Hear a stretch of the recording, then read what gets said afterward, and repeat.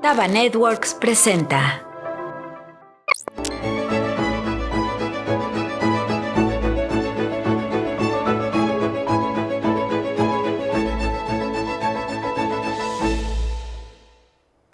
Hola, buenas noches, como siempre se los deseo de corazón. Estamos hoy en un evento, en una entrevista. Yo lo considero diferente porque les digo que pues, el amor es algo importante en este mes de febrero, sobre todo. Tiene mucho que ver con nuestra vida, nuestras canciones, nuestros poemas, muchos están ligados al amor. Pero puede serse el amor a la familia, el amor a la patria, el amor a una mujer o a un hombre, cada quien tendrá su caso. Pero esta vez vamos a hablar de algo que a mí me llama mucho la atención. El mucho amor que hay para un barrio, para un espacio donde se vive, para un espacio cuyo amor precisamente les ha dado mucha historia, mucho que decir. Esa búsqueda de identidad que se tiene como barrio. Nosotros aquí somos así y además se rompen mitos porque nos referimos al barrio de Tepito, que todo el mundo se conoce mucho como un barrio salvaje, como un barrio de delincuencia, etcétera, y no, tiene muchos aspectos que son deportivos, de los que vamos a hablar ahorita, aspectos artísticos y aspectos solidarios, de los que nos va a hablar Diego Choperena, porque además acabas de hacer un libro, ¿verdad? ¿O es una revista? Sí, Cuéntanos sobre este tema. Un cuaderno que tiene fotografías mías del barrio, de la vida cotidiana del barrio, que se aparta mucho de lo que acabas de mencionar, de la delincuencia, de la nota roja, de la nota amarillista. No, esta es la vida cotidiana en el barrio, muy lejos de todo eso que aparece en periódicos, revistas y televisión, que es el Tepito de los tepiteños, el de nosotros, los que vivimos allí. Entonces yo he hecho fotografías de la vida cotidiana, de los sucesos culturales que pasan ahí, que hay muchos, porque hay una vida activa cultural muy fuerte en Tepito. Entonces fotografío, pero además ahí en este cuadernito de 32 páginas, 6 cuentos míos, que tienen que ver también con el barrio, pero también muy lejos de la delincuencia. De la mala fama que les hicieron. Sí, es el Tepito de nosotros, ¿no? El que le pertenece a la gente de fuera, pues es el de ellos, ¿no? Pero nosotros tenemos un Tepito, y es el Tepito que yo fotografío y que escribo. Son 6 cuentos, uno se llama La novia, otro se llama El amor que él no conoce, no es el amor romántico, el amor, el de la fonda, de la dueña de la fonda, ¿no? El de la muchacha de los hermosos ojos tristes. Tus personajes son la gente son personajes de allí, como muy lejos de... No, pues son los personajes que... Hay una película que se llama Marcor, una película italiana, que me encanta, que es... ¿Quién es el protagonista de Marcor? Amarcor es el pueblo y los protagonistas son los que están en el pueblo, las personalidades que hay en un espacio que tal vez no meditas cotidianamente, pero cuando las ves en una imagen, en un libro, en un algo así, te vienen a la mente esos personajes que le dan el sabor al barrio, ¿no? El sabor. Y qué bueno que los tienes. Pues, ¿tienes así en la memoria algún cuento que nos puedas contar para darnos una idea? Sí, intento hacerlo, les platico a tu público. Les cuento el de la novia, si quieres. ¿Te parece bien? Sí. Yo soy Diego Sebastián, del barrio de Tepito. Toda mi infancia y mi juventud la pasé en una vecindad que estaba en Avenida del Trabajo, entre Peñón y Constancia. En esa vecindad, al recorrer todo el primer patio y topar con pared, allí se encontraba la vivienda de mis padres. Al dar vuelta a la derecha, continuaba otro patio, y ahí, justo detrás de la vivienda de mis padres, se encontraba la de una mujer que parecía odiar a todo mundo. Con nadie tenía una buena relación. Únicamente 2 de mis hermanas la acompañaban y le hacían sus mandados. Eso fue todo lo que supe de ella hasta el día de su muerte. Pasado el tiempo, cuando quise llenar el hueco que esa mujer había dejado en mis recuerdos, escribí un cuento, en el que la imaginaba recostada sobre la cama, a un costado de la prenda que deseaba vestir, sin el ánimo suficiente para desprenderse de su silencio, porque sabía que si lo intentaba, ella reaparecería doblegando su débil impulso. El espejo es testigo, mudo, pero al fin y al cabo su testigo. Así ha sido desde que Manuel, marinero extraviado en la ciudad sin puerto, desapareció, sin dejarle algo parecido a una despedida, un adiós. Por eso ella se siente feliz, oculta en la penumbra, acompañada del gato que ronronea cuando su mano lo acaricia, suave, cálido como el recuerdo de los labios que recorrían su cuello, que se llenaban con sus pechos, que se deslizaban por su vientre y ahora le provocan un estremecimiento de añoranza que colma su cuerpo.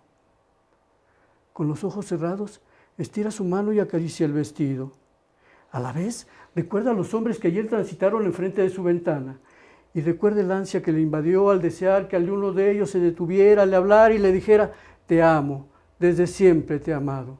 Y sufrió porque sabía que nada de eso sucedería. Sin embargo, hubo uno que se detuvo, como queriendo mirar al interior de su habitación. Su corazón palpitó entusiasmado y fue a cerciorarse de que ella no la vigilaba. Pero ahí estaba, atenta, alerta, con su mirada inquisitiva que le impide ocultarse en cualquier resquicio. Fingiendo indiferencia, regresó a la ventana. Él ya se había ido, pero esperanzada creyó que regresaría. En la espera le puso el rostro, el cuerpo, el calor de Manuel, incluso su salobre sabor a océano. La tarde se le escurrió en un transcurrir de Manueles tan lejanos y tan cercanos como la imagen que se refleja en el cristal. Intenta incorporarse, pero duda. Sabe que si lo hace por enésima vez, ella le reprochará su comportamiento, la torturará con sus reminiscencias, le recordará los años pasados con Manuel, los días de estar juntos, solos, ocultos de la maledicencia de la gente, hasta que apareció ella, con sus lamentos y recriminaciones, provocando en él la neblina en la que se ocultaba, las nubes que la llovían, la desesperanza en la que él se alejó navegando, y todo por ella que le dice que espere, que le dijo: te amo, desde siempre te he amado. Y sufrió, porque sabía que nada de eso sucedería y que para otro hombre ya se le había hecho tarde. Días después, cuando los vecinos se percataron de su ausencia, avisaron a las autoridades. El agente ministerial que ingresó en su habitación la encontró recostada sobre la cama, sin aliento, pero vestida finalmente con su anhelado vestido de novia. Además de talento, tienes memoria, Diego. Qué buenas virtudes. Qué bueno está hecho, qué bien. Esa es la constante de quien se queda esperando, ¿no? Ese es un tema común, pero no todo el mundo lo narra bien. Es un tema y sobre todo se pone en la mujer que se queda vestida de novia. Nunca he oído historias del hombre que se queda de frac. Porque no llegó Tengo la uno novia, que, ¿no? que es muy triste. Los temas del amor se prestan para eso. Sí, sí. Y es muy triste, tiene algo que ver con algo de autobiografía. Pero sí he tomado el tema del amor como para desarrollar varios cuentos. ¿Están ahí en tu...? Aquí está. Enséñale a la gente, ahí está la cámara para que le enseñes Este cuadernito lo imprimió por primera vez después de mucho tiempo, porque por la pandemia pues no se podía, y por restricciones económicas no se podía imprimir en papel. Casi todo ya era por medio de la web, ¿no? Casi todo era por medio de la web. ¿Que te detenga el libro? Que yo le enseñe. Pues él, porque es mejor si yo le enseño, sí. Bueno, es cierto. Bueno, y entonces, en mucho tiempo no se había impreso en papel. Y ahora en la Galería José María Velasco del Bellas Artes, tuvieron la oportunidad de imprimirlo, su director, y entonces lo publicó. Alfredo Matus es el director, muy excelente director, que ha ligado mucho la Galería José María Velasco del Instituto Nacional de Bellas Artes y Literatura al barrio. Entonces a la gente del barrio nos ha dado posibilidad también de exponer. Yo he expuesto fotografía allí, se expuso en los carteles de la Peña Morelos, allí se inició el Tepito Arte acá en la galería, los muralistas. Entonces ha habido mucha oportunidad y han fomentado esto. Y entonces pues luego aprovechar la oportunidad de imprimir la revista con fotografías mías que son del barrio. Se llama el arte y la cultura tepiteños. Y entonces hay fotografías mías que he hecho sobre, te decía, el barrio de Tepito, que no es el de la nota roja, ¿no? Pues es como siempre dicen, haz fama y échate a dormir. Híjole, pero hay que fíjate generar que la imagen Ernesto Arechiga, Córdoba, hizo su tesis para su maestría con un estudio que hizo que se llama Tepito, del barrio antiguo al Arrabal, y hace la investigación de cómo fue el desarrollo del barrio de Tepito desde la época precolombina, luego la conquista, la colonia, la independencia, hace su recorrido. Entonces va detallando cómo el Tepito lo van marginando de la ciudad con la independencia y va siendo un barrio ya marginal, ¿no? Pero mucho por medio, porque los gobiernos que se van dando lo van marginando.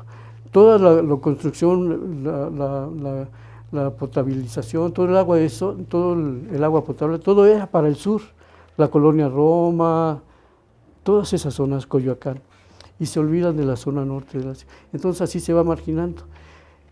En la colonia hay un barrio, un tianguis donde se vendían cosas pobres, para pobres, y lo llevan a Tepito, a Bartolomé de las Casas. Y allí entonces empieza a nacer la fama del Tepito delincuente, porque decían que allí se vendían cosas usadas, robadas y todo eso. Todo eso lo desarrolla Arechiga. Y Arechiga va a estar en la presentación de este cuadernito en Tepito. Pues decían el barrio bravo, además. Y no porque está mal, además, yo no veo por qué no tiene por qué estar mal que exista un barrio bravo.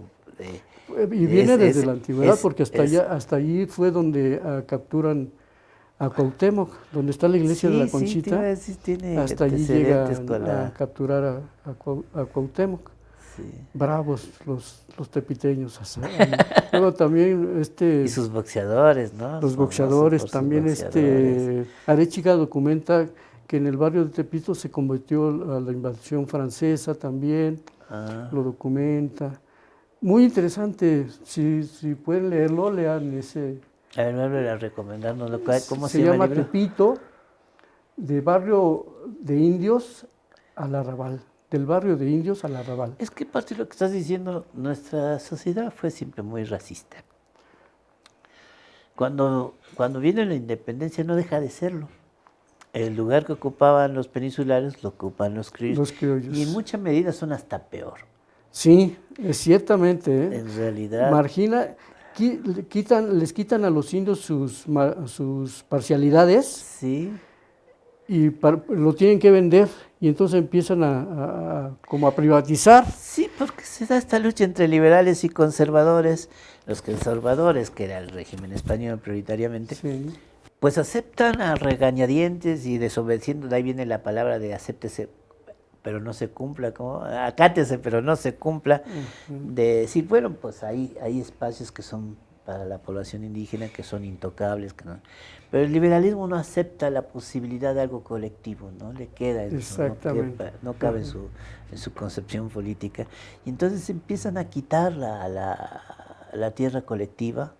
Entonces, pues, digo, en muchos casos fueron peor todavía los criollos que los, sí, que los mientras que los indígenas o los indios veían a los españoles como iguales, como socios, ¿no? Se asociaron los que eran enemigos de los aztecas Ah, Y ellos, los tlaxcaltecas, por ejemplo, se veían como socios, como amigos. Y los españoles los veían como súbditos del rey. sí, Ahí está la diferencia. Y ya. empieza la marginación, Sí, sí, ¿no? sí, son Que historias. perdura todavía peor, como dices tú, con los criollos y los mestizos hacia Sí, los indígenas. Y sí. de ahí parte también la marginación del barrio de Tepito. Uno va en Argentina, por ejemplo, hay un monumento al tipo que unió a la Argentina. Y dices, ¿cómo lo unió? Pues estaban divididos por aquí criollos, aquí tierra indígena y aquí seguían criollos. O sea, quedaron en medio de la población indígena. Ah, pues la forma de unir fue acabar con la población indígena, pues son países con una población indígena muy baja actualmente. Y dices, pues bueno, vaya modo de unir, pero es esa idea cuando empieza a predominar el liberalismo. En los Estados Unidos, con su liberalismo tan fuerte, acabaron con la población indígena. La incapacidad de aceptar al otro. O a veces también se da que dice, bueno, ya llega el momento que dice, bueno, vamos a mezclarnos todos. Ujú. Sí, sí, sí, mezclarnos significa, no importa si es africano, si es indio, no importa, es mano de obra barata. Sí, exactamente. Son cosas que debemos ir meditando, que debemos Sí, ir retomarlo y retomando. ver. Por eso me parece muy interesante la tesis de Arechiga. La derecha, Y acaba de salir un libro del gobierno actual ujú, que se llama luego otro La libro. historia del pueblo de los mexicanos, del pueblo mexicano, que toma algunas tesis de este Arechiga, sin Ah, que Arechiga lo haya postulado, están implícitas en la tesis de Arechiga, según mi parecer. ya. Los dos libros muy interesantes, muy interesantes. Pues sí hay que informarnos, es que Sí. hay como un prejuicio para no leer o no enterarnos mucho de la época colonial. Pero fuera de lo que es bueno o malo, está la verdad. Decía por ahí un filósofo, es que la gente niega la verdad porque la verdad nos quita la ilusión. Sí. Y la verdad es que nos cocinamos en esa etapa de nuestra historia. Ahí se hace la cocina, lo que somos, nuestros prejuicios, se cocinan esos 300 años de colonialismo. Y necesitamos saber qué hay allá, qué hubo, qué está de fondo para que nos entendamos en la actualidad. Ujú.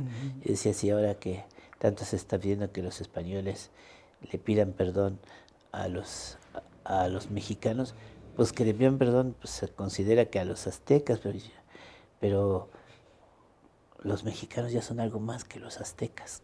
Ujú. Sí, y yo digo, pues bueno, más que pedir perdón, lo que ya se debe permitir, no se debe permitir, efectivamente son los abusos de la España actual con sus empresas, que en eso estoy Sí, de acuerdo. terrible, Sí, hay terrible. muchas empresas que son peor que haciendas, Sí, a las que hay que detenerse. O sea, hay que tener un compromiso con los pueblos originarios actuales, no los que ya se murieron, ¿no? Con los pueblos originarios sí, sí hay que tener un compromiso con ellos. Bueno, en esta tónica de que pidan perdón, entonces los que tendrían que pedir perdón son los tlaxcaltecas. los ¿Cuáles otros? Los cholultecas también, y sí, sí, sí. ¿no? Es Entonces son temas que están ahí muy presentes y pero muy sí. actuales, siguen Sí, siendo muy actuales pues, y muy necesarios de tenemos que, sacarlos sí, al para balcón, ¿no? resolverlos, ¿no? A aclararlos, Sí, tú tienes tu opinión, tú tienes otra, y eso es lo rico de todo, ¿no? Poder intercambiar ideas y sacar conclusiones a partir de eso, claro. ¿no? Ahorita, curiosamente, se acercó una persona a decirnos que dónde estaba la calle de diagnósticos. Y yo, no, pues aquí. Y ella decía, es el diagonal. Digo, ¿no? Ah, sí, diagonal. Y me dice que estaba comiendo unos tacos, me dice el de los tacos. Ya decía yo, diagnósticos, una calle así. Diagnósticos es cuando yo estoy pobre, ¿no? Que le digo, bueno, podría ser análisis. Diagnóstico es lo que tenemos que hacer. Ver los síntomas, conocer los síntomas y ver cuál es el origen de los síntomas. Y el diagnóstico es concluir qué enfermedad es la que tienen para poderla combatir. Y eso es algo que nos hace mucha falta hacer en política constantemente, Sí. porque muchos de los problemas que tenemos están como la psicología en la infancia, ¿no? En los traumas. Y fíjate que yo tengo la impresión de que como no estábamos acostumbrados a ese intercambio de ideas que se está proponiendo, como que muchos están como en el azoro, porque tratan de imponer sus ideas que ya están muy trabajadas y se confrontan con ideas que no que no entran dentro de eso y quedan como azorados. Y entonces no entran a una discusión, sino a imponer ideas. Y el chiste es aportar argumentos para sacar conclusiones, ¿no? Creo que eso es lo que nos está faltando ahora. Pues sí, somos. Yo también soy. Es que es muy terco. Yo soy terco cuando estoy muy convencido. Cuando tengo mis dudas, no lo notan ustedes, pero no lo soy. Porque yo mismo tengo dudas sobre ciertas cosas, pero cuando estoy muy convencido, pues sí. Pues qué bueno que estás sacando este libro. Tienes, no sé si ya nos dé tiempo para que te... Es que me impresiona que lo tengas de memoria. Tienes, pero igual si lo quieres leer se vale, ¿eh? Otro cuentecito que nos leas de los que tienes ahí. Otro a ver si lo... De la mujer de los ojos tristes, ¿lo tienes de La memoria? muchacha de los hermosos ojos tristes. Si no lo tienes de memoria, pues se vale leer.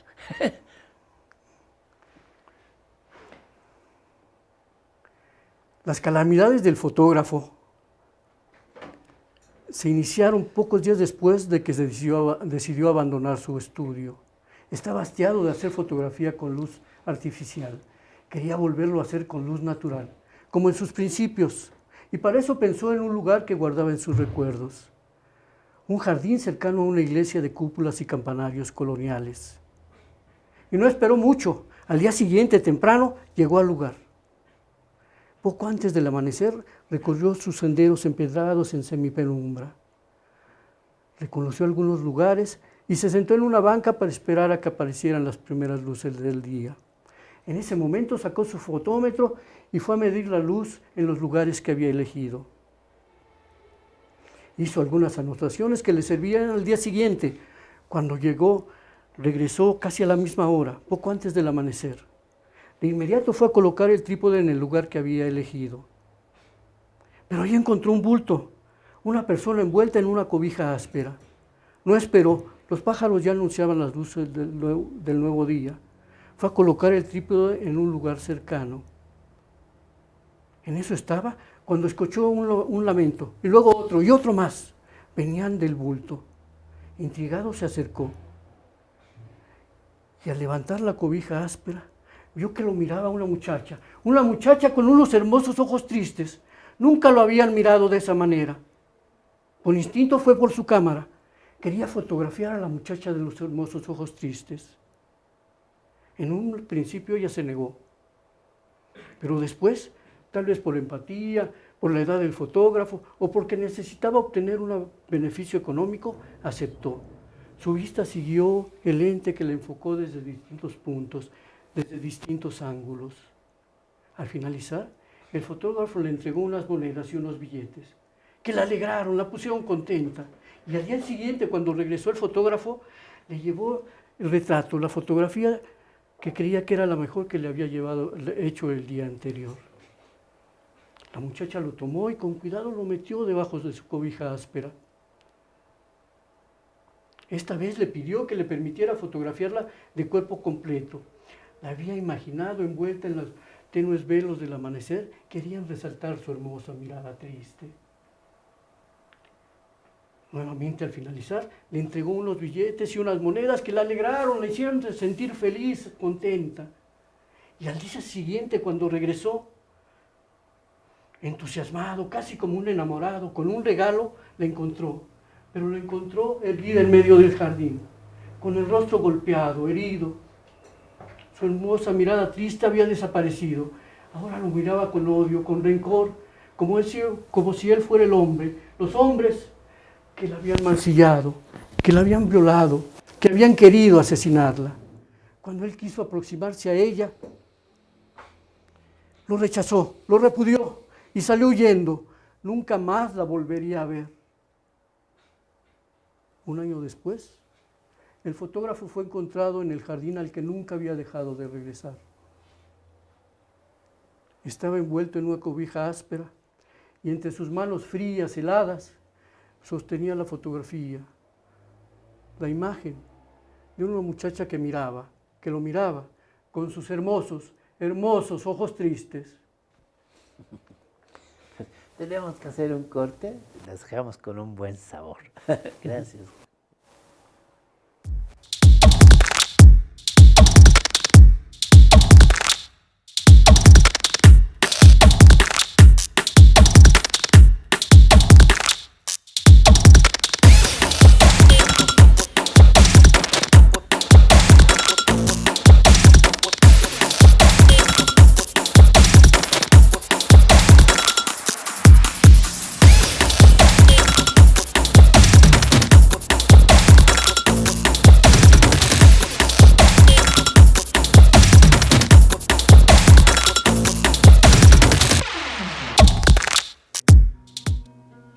Personajes de sórdidos paisajes, considerados socialmente libertinos, porque rondan en sus ojos horizontes y en el alma portan peregrinos que deambulan por las noches como espectros y se juegan envolados el destino, caminando laberintos de concreto, dando al barrio un sabor así distinto, porque vuelan en palabras fantasiosas y lanzan la razón a lo infinito, porque mandan a su alcoba lo prohibido. Personajes de aceras y vampiros. Personajes de esquinas y de aceras que conocen la corbata en el vecino. Reconocen en el alba su frontera y la amistad lo guardan entre lo divino.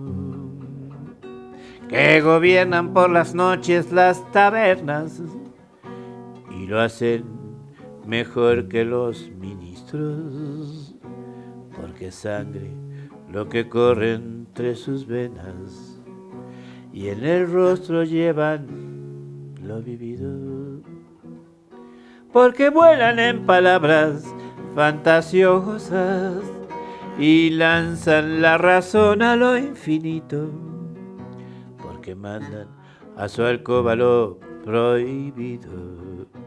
Personajes de aceras y vampiros, piros. Me equivoqué tantito al final, perdón. Pues bueno, ya que estamos hablando de algo tan interesante que son esos personajes que hay en los rumbos, esos personajes que le dan un cierto sabor, que te hacen, los que son distintos, ¿no? Y el valor de ser distinto me parece que es algo muy, muy importante. Voy a aprovechar, perdón, para hacer un comercial, tantito. Vamos a hacer el comercial del libro que se llama El sentimiento que nos une. Es la narración de una niña al cual deja de ver su papá el día de su cumpleaños y se pregunta por qué.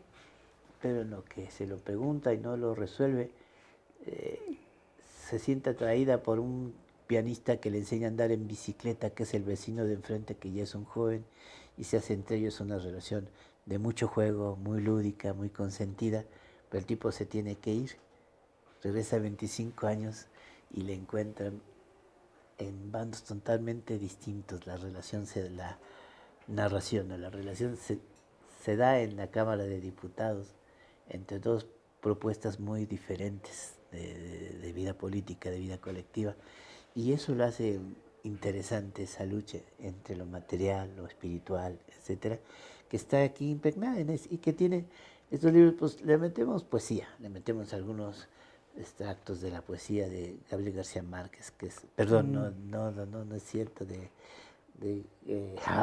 Federico García Lorca, sí, y de Mario Benedetti, algunas anécdotas también. Eso está el libro ese, el sentimiento que nos une. Pues si les interesa, estamos en www.forolorquestafilosófica.com hotmail.com, ahí nos lo pueden pedir. Y si lo quieren físicamente, pues también lo tenemos a ver si lo pueden copiar, renecervera@hotmail.com. Si nos lo quieren pedir, pues ahí se los llevamos físicamente. Porque con lo de la pandemia nos pasó que estaban en la venta en Sanborns y vino la pandemia y nos pagaron los pocos que se habían vendido y no nos regresaron los que no se vendieron y nos quedamos con muy poquitos libros. Pero ahí está la dirección.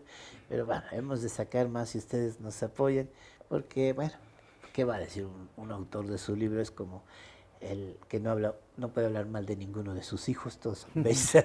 Así pasa con nuestros libros, igual que el de Olof Palme, del que ya hemos mencionado bastante. Pero ahora tú cuéntanos. No quisiera que nos contaras dos cosas. Me interesan los rostros que ahí están, que son de boxeadores, que ya me habías platicado, Sí, que son los en boxeadores está, de Tepito, ¿no? el famoso Gómez, boxeador, le digo yo el último boxeador famoso de Tepito, estaba dando clases de boxeo en un gimnasio que está allí en la Avenida del Trabajo. Y es donde estaba el frontón, está todavía el frontón donde iba a boxear, a jugar frontón el Ratón Macías, también muy conocido, fue campeón mundial. Y en la parte de atrás de donde estaba el gimnasio del famoso, pintó los rostros de boxeadores de Tepito. Y aquí, por ejemplo, está, ya por cierto, ya lo borraron. Qué pena. Sí. Está el Jalimí, Rodolfo Martínez, el Huitlacoche, y aquí se alcanza a ver un poco la Chamosa Rodríguez, una boxeadora de Tepito. ¿Y por qué se acabó la escuela o qué sucedió ahí que ya no hay boxeadores? La nueva administración pasada de la alcaldía levantó un edificio nuevo donde ya hay alberca.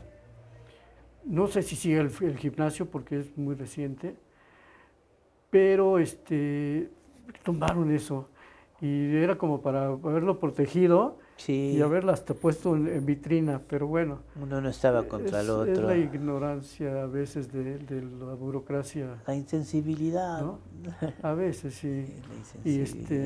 Y se perdió eso, pero bueno, se conservan fotografías. Eso es la parte de la cultura tepiteña, ¿no?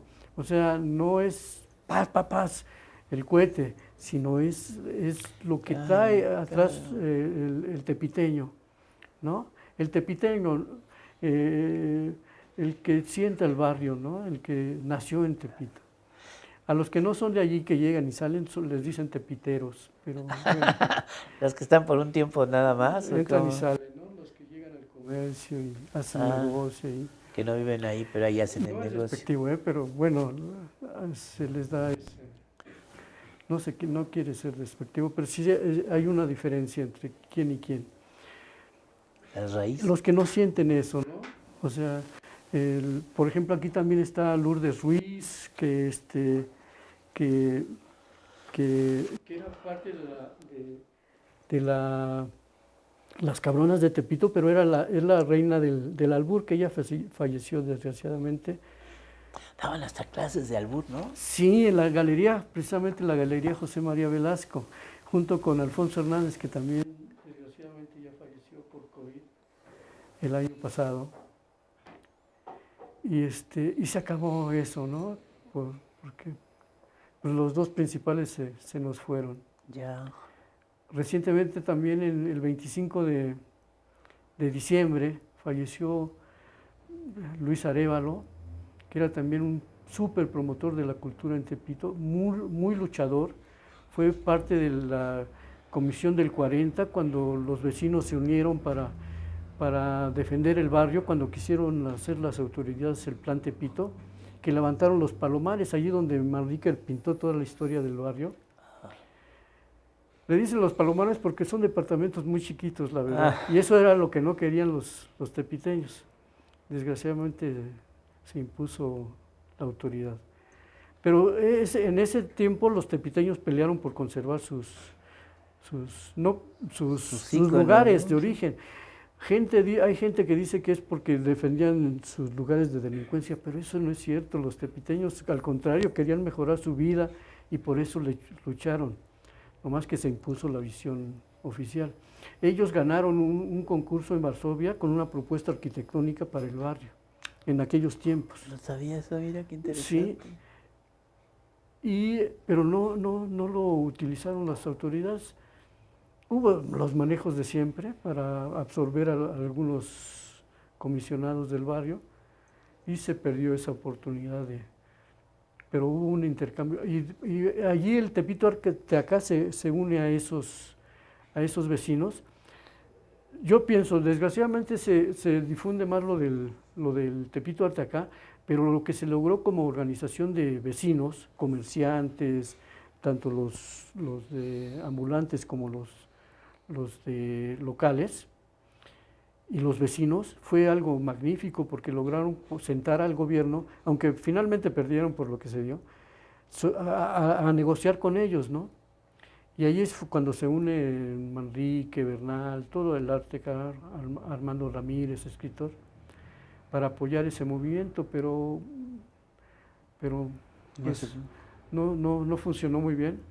El arte acá llama mucho la atención y con razón, pero también la organización de los vecinos debió haber trascendido. Se dio una comisión el 40 de Tenochtitlán, de mala fama, pero si se conociera lo que hicieron allí, desaparecería esa mala fama. Hubo otra comisión en mecánicos y otra comisión en jardineros, que se unieron y anduvieron recorriendo las vecindades para organizar a la gente de las vecindades, para defender su barrio, para que no lo sacaran. Finalmente se propusieron tres etapas y nada más se realizó una, que fue la de los Palomares, el Plan Tepito. Es que ¿cómo le llaman esta palabra que se usa ahora mucho? De querer sacar a la gente de sus lugares originales para hacer zonas más caras, ¿no? Sí. Más que las que están cerca del centro. Y es como un riesgo y pues bueno, pues ahí hay que pactar. Si hay algún beneficio, primero que sea para los que ahí viven, ¿no? Sí, y eso fue por eso que se organizaron los tepiteños. Sí, Al 40... la gentrificación creo le llaman. Sí. Por ejemplo, en un estudio que hizo una persona, siempre llegan estudiantes y bienvenidos siempre, a hacer sus tesis. Y pero hablan de la delincuencia. Por ejemplo, dicen que en el 40 de Tenochtitlán, donde estaba la comisión, se acordaron con Surge para que los ladrones ya no se metieran allí y salieran porque eran vecindades de entradas, por acá y por acá. Y no, los vecinos se organizaron porque las autoridades ya no extorsionaran a los jóvenes acusándolos de delincuentes. ¿Ves la diferencia que hay entre eso? Pues es lo que siempre digo, el peligro de suponer, ¿verdad? De descalificar anticipadamente. Y eso lo ponen por escrito y es tremendo, porque se saltan lo que de verdad la intención de la gente. Si la policía es eficaz, taparía las dos puertas, ¿no? Sí, están echándole la culpa de... Hay que tener mucho cuidado en que no te descalifiquen de antemano. Es algo muy importante, el derecho a tener una identidad. Yo soy así, pues bueno, que se me respete, porque yo respeto las otras formas de ser. Pero siempre hay una tendencia de calificar. Si vistes así, eres así, si esto es de una descalificación de antemano. Había antes que descalificaba, en mis tiempos era quien se ponía una marca aquí. Un tatuaje. Un tatuaje. Y pensé, pues, ¿qué será de ladrones? ¿Será de no sé qué? Y ahora, pues, no alcanzarías a detener a todos los que tienen un tatuaje. No, y por todo el cuerpo, ¿no? Por todo Algunos el cuerpo. Muy bonitos. Son modas más que hay que tener en cuenta, pero también son situaciones. Antes sí había en México una dictadura, la verdad. Y entonces, si ibas a una manifestación, mejor que no tuvieras nada con que te identificaran, ¿no? Que te dieran para que no dijeran, el del dragón, el del tatuaje. Y hasta usarte dijera, pues mira cómo estamos condicionados a las realidades sociales, ¿no? Para nuestros actos. Me gusta me está gustando mucho la lectura de tus cuentos. ¿Tienes otro que nos quieras contar? ¿Y cómo lo memorizas? ¿La lees cuántas veces o cómo le haces? Lo que pasa es que yo soy parte de un grupo que se llama El Barrio Toma la Palabra, que pertenece al Foro Internacional de Narrativa Oral, que dirige mi maestro muy querido, Armando Trejo, junto con Rubén Corbett. ¿El poeta? No, Ah, junto con Rubén Corbett, que es cubano, narrador también excelente, y Marcela Sabio, una argentina, que son extraordinarios narradores. Ay, a ver que ya los invitas para acá, hombre, a nuestro Sí, programa. con gusto te los presento. Ah, por eso es que los tienes de memoria, los narras. Porque trabajamos en eso. De eso se trata la narrativa oral. Hay que aprovechar eso. Lee otro, porque están muy bonitas tus historias, me gustan. A ver si es de una pareja homosexual. Se llama La dueña de la fonda o El triunfo del campeón. Clotilde pensaba que su fonda de comida empezaba a mejorar. Ya había clientes que no alcanzaban guisado o lugar para sentarse a la mesa. Necesitaba ampliar su negocio. Más mesas, más sillas significaban más ventas. Sin embargo, no tenía dinero para lograr su propósito. Pedirle prestado a la agiotista del barrio le había salido muy caro. Casi pierde su negocio. Durante días y noches estuvo cavilando sin encontrar la solución. Hasta que una tarde, justo a la hora de la comida, a su fonda entraron don Luis, el propietario del Hotel Peñón, y el veterano boxeador, que siempre estaba entrenando en el gimnasio Gloria. Creía que tarde o temprano le llegaría la oportunidad. Mientras tanto, le pedía fiada la comida a Clotilde. Ella no se hacía del rogar. Sabía que tan pronto el campeón, como ella le decía, hiciera alguna chambita, de inmediato liquidaba su deuda. El campeón y el hotelero se sentaron en los dos últimos lugares que quedaban desocupados en una mesa. En eso uno pidió a la carta y el otro se conformó con su comida corrida. En eso estaban cuando se pusieron a platicar animadamente. Uno sobre algunos sucesos chuscos acontecidos en su hotel de paso y el otro sobre su forma de entrenar para lograr ser campeón mundial y ganar muchos pesos, muchos dólares. Al finalizar se despidió. Don Luis se quedó sentado en su silla esperando su postre y lo miró abandonar el establecimiento. En los siguientes días, el hotelero regresó a la fonda.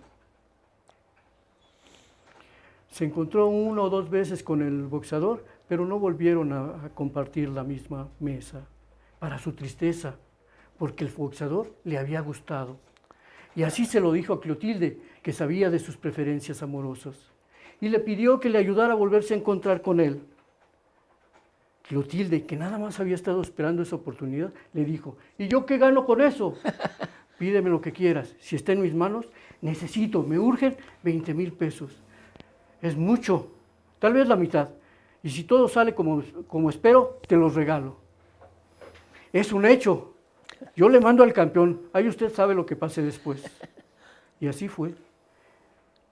Tan pronto el campeón entró a la fonda, Clotilde le dijo que ya le tenía preparado una chambita para que acabara de pagarle lo que le debía. Don Luis me pidió que le consiguiera un cabrón para que le hiciera algunas chambitas en el hotel. Tan pronto acabes de comer, te vas en chinga a verlo. Le dices que yo te mandé, que más tarde paso a ver cómo te fue con la chamba. Y en la noche, Clotilde fue al hotel y cuando regresó traía 10 billetes de $1,000 en la bolsa. Pero allí no se acabaron sus preocupaciones. Al contrario, pasaron los minutos, las horas, los días, una semana sin que supiera nada de ellos, nada. Ninguno de los dos entraba a su fonda. Ni el campeón para reclamarle que lo hubiera embarcado con el puto hotelero, ni don Luis todo madreado por el cabrón boxeador. Así estuvo Clotilde, en la zozobra, sin atreverse a ir al hotel por temor a que hubiera pasado alguna desgracia. Hasta que una tarde, justo a la hora de la comida, los vio entrar a los dos, felices y contentos, presumiendo su inquebrantable e inseparable amistad. Fue cuando Clotilde supo, por el guiño cómplice de don Luis, que él nunca volvería a estar solo, que el boxeador nunca volvería a pedirle fiada la comida y que ella, finalmente, podría ampliar su negocio, al que pronto nombraría el triunfo del campeón. Mira, si la alcahuetería deja. Aprovecho que dijiste eso de los que tenía 10 billetes de $1,000 en la bolsa, porque yo no los he visto. Sé que existen los de $1,000, pero nomás los he oído. Y entonces, no, pues quería aprovechar para decirles que si nos quieren apoyar para seguir haciendo estos programas, para seguir haciendo radio, televisión, con un ánimo, el de promover arte, que aquí estamos promoviéndolo muy bien, ciencia y reflexión política, que siempre se nos da un poco al hablar de esto. Y quisiera ver si nos pueden apoyar. Nuestro número de cuenta está en Banco Bilbao Vizcaya y es el que está en la pantalla. Si nos quieren enviar algo, apoyarnos, pues lo que sea nos ayuda. Si no tienen dinero, pues aceptamos casa, comida, despensas, coches, lo que sea, para que nos apoyen en este proyecto de la Orquesta Filosófica. No tenemos anunciantes, como lo pueden ver, no tenemos gente que se anuncie, solamente nos referimos a quien de alguna forma puede disfrutar estos programas o está de acuerdo en que promovamos arte, ciencia y reflexión política. Pero antes de que se nos pase, porque el tiempo nos come, dinos en dónde va a ser entonces la presentación de tus cuentos. El próximo sábado 19 de febrero se va a presentar este cuadernito en la Galería José María Velasco a mediodía. Los invitamos y bueno, esperamos que estén allí y que reciban de manera gratuita este cuadernito y ojalá lo disfruten y lo estimen, lo aprovechen. Ubícanos dónde está, cómo puede uno llegar a La Galería José María Velasco está en Peralvillo 55, muy cerca de la iglesia de Santana, que también es histórica para nosotros, y cerca del monumento a Cuitláhuac, que está en Reforma. La galería está muy cerca de Reforma.